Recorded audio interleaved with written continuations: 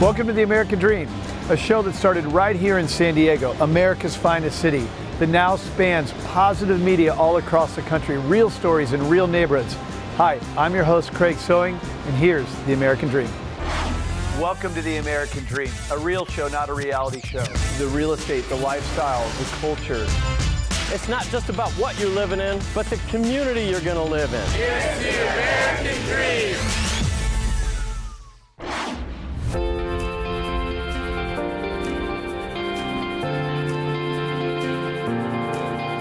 I'm so excited to take you guys on a luxurious adventure today. I'm Candace Ashbrook, the host of The American Dream TV, and today we are taking a look at Bali Springs, a social club for wellness. Let's go check it out.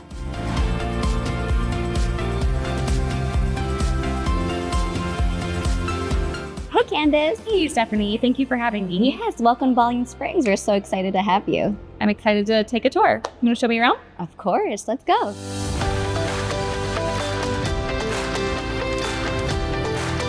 I'm so excited to see everything. Can you tell me a little bit about what we'll see today? Well, we are 100,000 square feet, so we do have quite the footprint we're going to be exploring today. But we are a social club designed for everything wellness. So anything that you can imagine, from physical wellness, mental, spiritual, even social, we have it all in store in one stop location. And we are daily membership based, so all of our patrons just pay that daily fee, and that unlocks all the access to all the amenities that we have inside. I'm excited. Let's go check it out. Yes.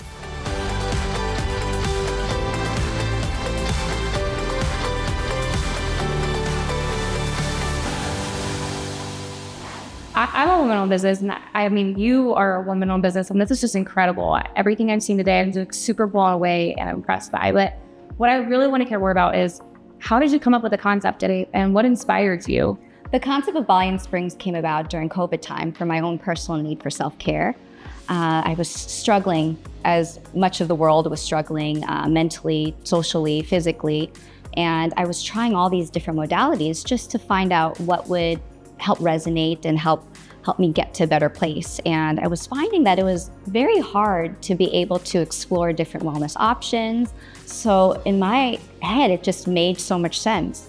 Hey, there should be a one-stop destination or a one-stop solution for people like me who are new into wellness, who want to feel better about themselves, but don't really know where to begin.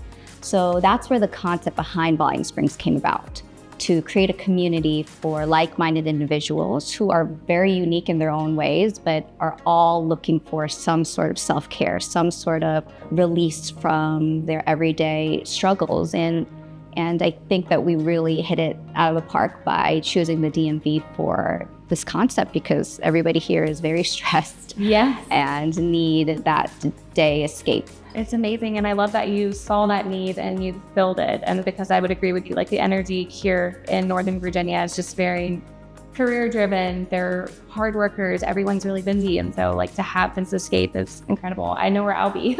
I love how you took, like, the need for something so important in the middle of COVID and turned it into something so amazing that now people will continue to use forever. If you could pick one service here, or not service, or just like one thing to do here that you would be telling somebody, like, have to go and try this one thing, what would that be? To be honest, I think it is more just a concept of contrast therapy. A lot of our guests do come in here understanding that we are a beautiful space, but behind the beauty of our hydrotherapy pools and our unique sauna rooms is this underlying idea of contrast therapy, which means exposure to very cold to very hot temperatures. So not only do you get that from the hydrotherapy pools, but you get that through the sauna room. So I guess it's more of a therapy that I would suggest using, not just exploring our roof deck, which is beautiful and open 365 days a year, but understanding how that one piece works with the whole idea of the benefits that you get from contrast therapy. So again, short spurts of exposure to very hot temperatures and moving to very cold. Just amazing things for your energy, your body, your skin, tightens the pores, reduces cellulite, and you'll have the best sleep of your life as well.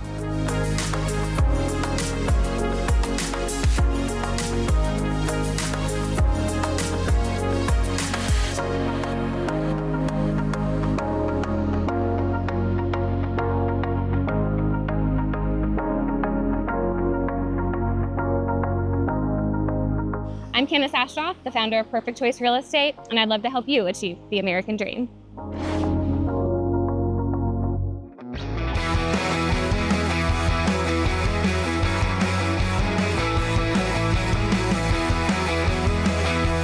Hello and welcome to the American Dream. I'm Jill Krofcheck, your host, and today we are just minutes outside of Washington, D.C.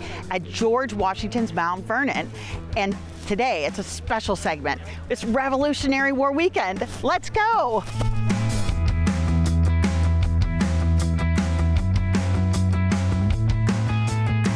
Hi, and so we're out here in Mount Vernon, out in the field. So much is going on, and my thought was, let's have someone who reenacts here talk with everybody and just let you know everything that's going on and how exciting this is. And Jim, so nice to have you. Thank you. So this weekend is the Revolutionary War weekend. It's the annual event here at Mount Vernon. Happens every year, the first weekend of May.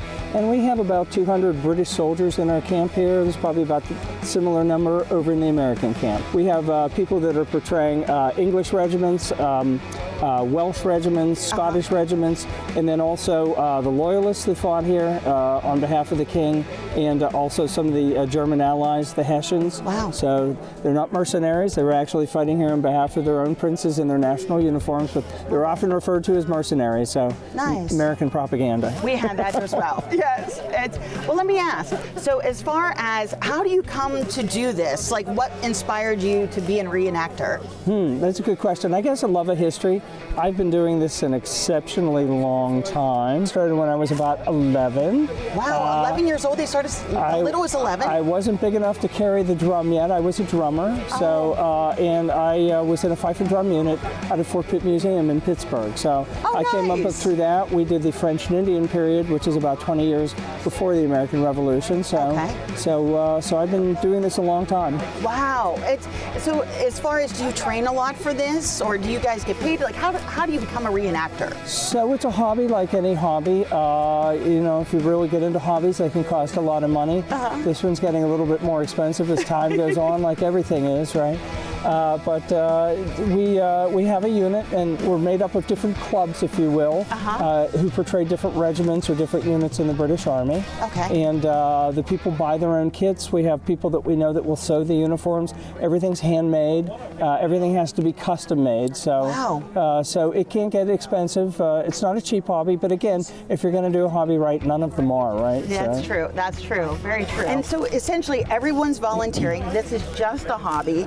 It is something that they can just, anyone, if they're walking by, they just come up, say hello, I'm interested, I love it, I want to learn, and you open your arms and welcome them in? We do. We have families, you know, some women just come on their own. They have a love of history and interest in history, especially the role that the women played during the war. There were women accompanying the armies and the military. There are tons of individuals, just like this gentleman, walking around here today.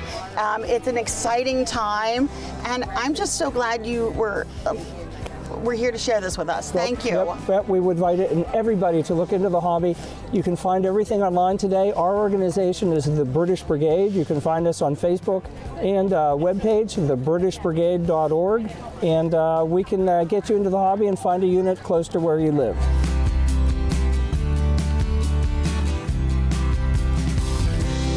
So here we are with the youth regiment, and so I have a couple questions for you, Howard. Is this a real gun?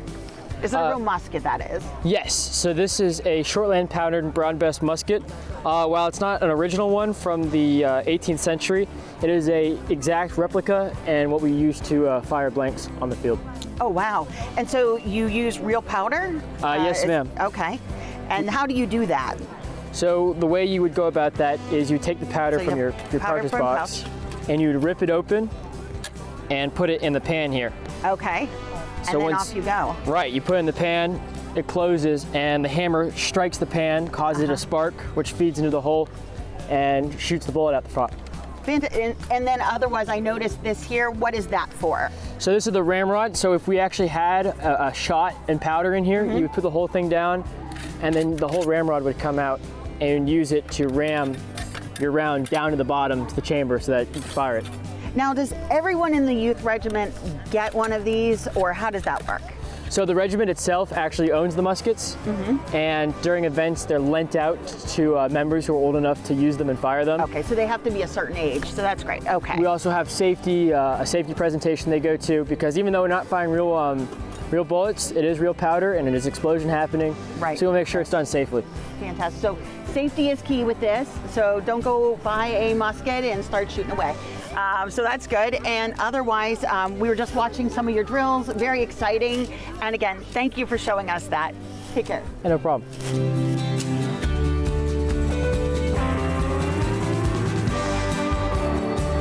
Thank you all for joining me today in Revolutionary War weekend, just minutes outside of DC and Mount Vernon, Virginia. We'll see you all soon.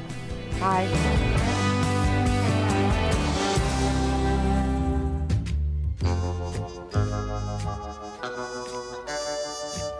Welcome back to the American Dream. I'm your host, James Nastis, and today we're going to take a look at the darker side of Washington, a world where secrets are currency and intrigue and deception are forms of art. So join me as we take a tour of the shadowy world of international espionage right here in our nation's capital.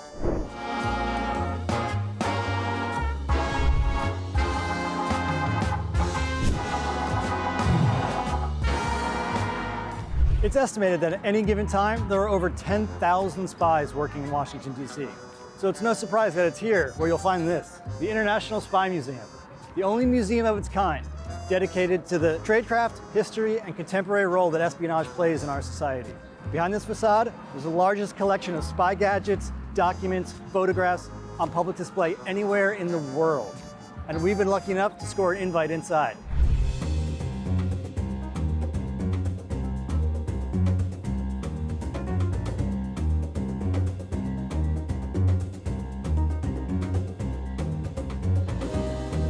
Hey, Dr. Hammond, thank you so much for having us here at the International Spy Museum. It is one of the coolest museums I've ever been to. And to make it even cooler, we are here surrounded by all of these Bond cars. You know, James Bond forms the foundation of kind of what a lot of people know or think they know about spying and espionage. What most people know about espionage comes from movies or TV shows. But Bond, of course, is the original example.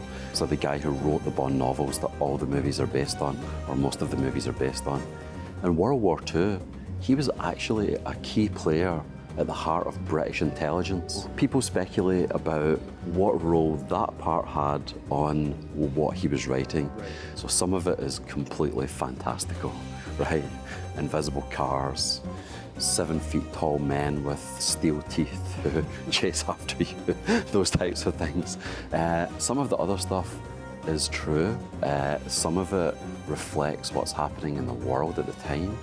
We think about the Cold War, and we know of at least one occasion where one of those CIA directors watched a Bond movie, came out of it, and got on the phone and said, "Do we have anything like this? And if we don't, can we get something like this?" So that's another way it ties in. Life imitating art. Exactly.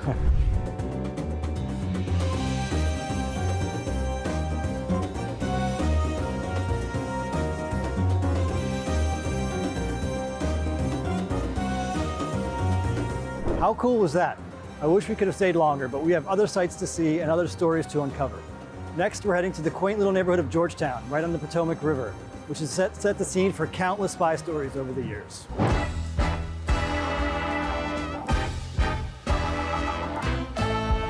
Welcome to Georgetown. This exclusive neighborhood is home to a mix of politicians, diplomats, academics, and journalists, creating the perfect environment for intelligence gathering. From clandestine meetings in quaint cafes to surveillance along the cobblestone streets, Georgetown's charm belies its role as a hub for international espionage.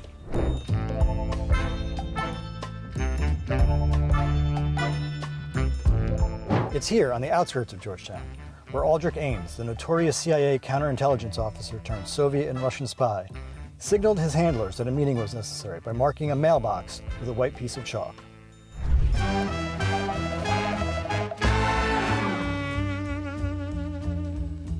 And it's here, at Martin's Tavern, where the likes of Nathan Silvermaster and Elizabeth Bentley met to coordinate the operations of the spy ring they controlled for the Soviet government.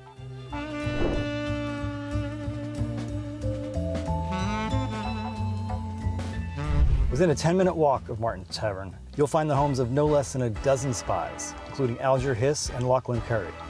as well as the homes of more than one director of central intelligence. It seems that behind every facade and around every corner in this quaint neighborhood, there's a story of espionage and spying just waiting to be told.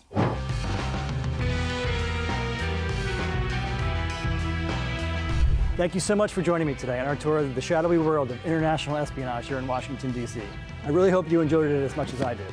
And a special thank you to Dr. Hammond and everyone at the International Spy Museum for showing us around. For the American Dream, I'm James Nastis, and I'll see you next time.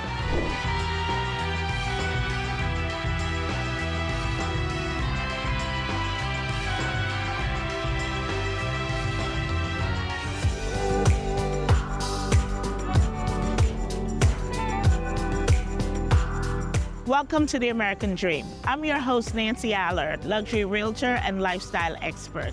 Today, we're at the Wharf in Washington, D.C. This is a destination like no other, something for everyone. Come on in, let's go explore.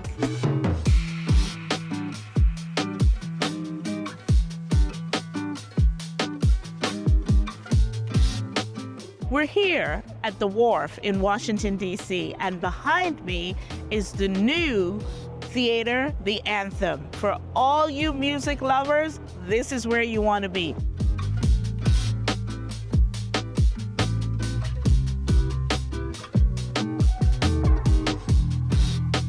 So you just enjoy a concert at the Anthem. As you're walking towards your home, you could stop here and enjoy some s'mores and the fire pit, or you could come to this beautiful French restaurant, Bistro du Jour, and then you walk to your luxury condo right here at the Wharf in Washington, D.C. Great place to live, work, and play. We have the Capitol Yacht Club here, which was founded in 1892. So if you're visiting to enjoy a show or have dinner, dock your boat, and come on in, enjoy the Capitol Yacht Club.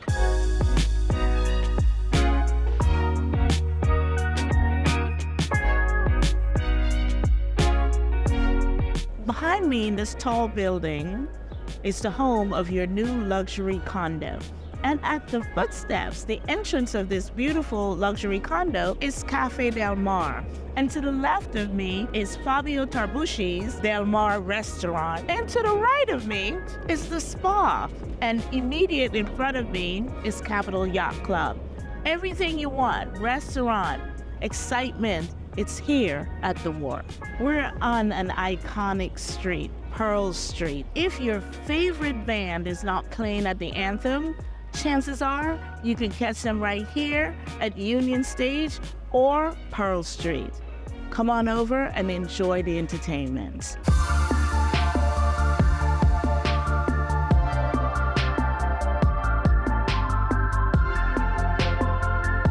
If you ever wondered what 1.75 will get you here at the Wharf, this is it. Luxury lifestyle living at its best. This is Vial, a building at the Wharf in Washington, D.C. From your balcony, from your living room, from your dining room, you have views of the pool deck, views of the Potomac River, and a spacious over 1,700 square foot, 2-bedroom, 2-bath, plus a den. This is the favorite room in the unit. This is the primary suite. And the reason this is my favorite room is because as I am laying on my bed, relaxing, I have the most spectacular view of the Potomac River. I am able to see the pool deck. I mean, the sunlight coming in. This is a perfect sanctuary.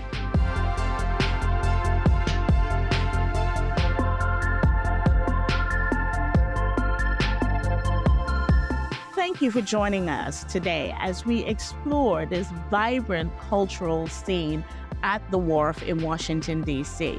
We look forward to seeing you on our next exploration of the great destination areas in Washington, D.C. I'm your host, Nancy Allard, luxury lifestyle expert and realtor. See you next time.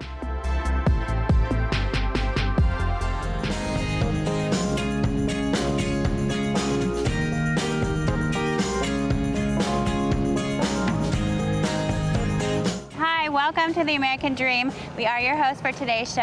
I'm Sanam Alhui Jahandar. And I am Sadaf Alhui with Aloha Homes.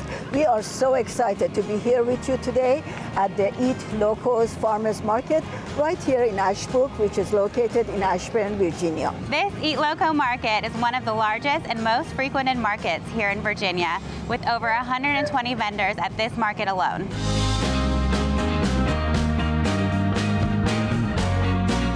We're here with Mark, the Senior Market Manager, and we're just wanting to ask him a few questions. So we want to know what makes the EatLoco market so great? I think it's a great question, first off. I think the most important thing, or the thing we enjoy about EatLoco, is the community, the people involved. I mean, it truly is a local type of feel. The vendors are all from the local area. The customers certainly support us. And I think the fact that we're always here, rain or shine. I mean, it's overcast right now, but we still want to provide this for the community, give back to the community. The vendors obviously love that. And you can still see we have some customers that come out to support us. So I think all in all, it's kind of a total group effort, and that's what makes us kind of unique and special.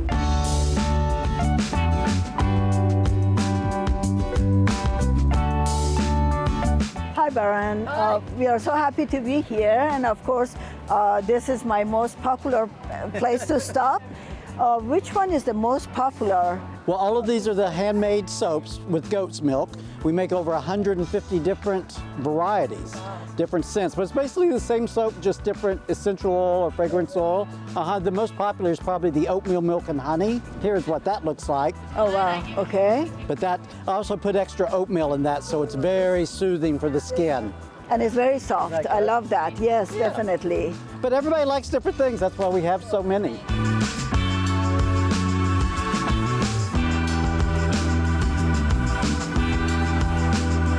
Hi, we are so happy to be here. I wanted to ask you, what's your most popular item here that you sell the most? A popular item is their cheeses. All of our products here are A2A2. I don't know if you're familiar with what that is, but milk is made up of two different proteins, or beta-caseins, A1 and A2. And if you think of A1 protein as the bully, or the protein that causes the issues with dairy, we have been breeding our cows for years to breed the A1 protein out of our milk. So you can say that we bred the bully out of our milk, and our milk is now A2A2. Wonderful. What are the products that you sell here? I see you have syrup. Yes, well, we carry a lot of dairy products. We have whole milk, chocolate milk, buttermilk, heavy cream, drinkable yogurts. Then we have 24 flavors of artisan cheese. We have salted and unsalted butter. And we also offer senna butter and a garlic butter, along with all of our flavors of ice cream.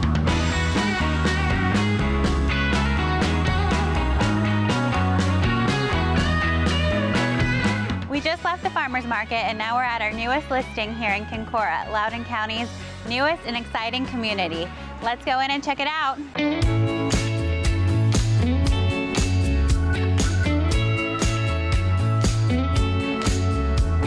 This incredible two-level townhouse-style condo has 3 bedrooms, 2.5 baths, 1-car garage, and is fully loaded with the upgrades throughout the house. The features of this home would be the light-filled open space, living space, the gourmet kitchen, as well as the spectacular owner's suite with the spacious balcony right off of it, with the luxurious owner's bath, along with the smart home technology.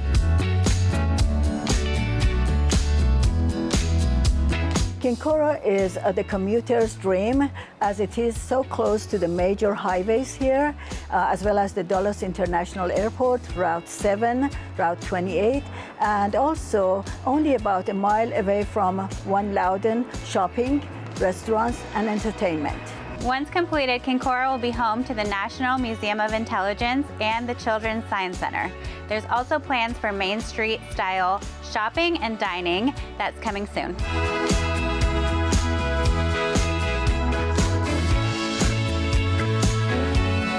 Thank you so much for joining us today, and we'll see you on our next episode. Bye. Bye.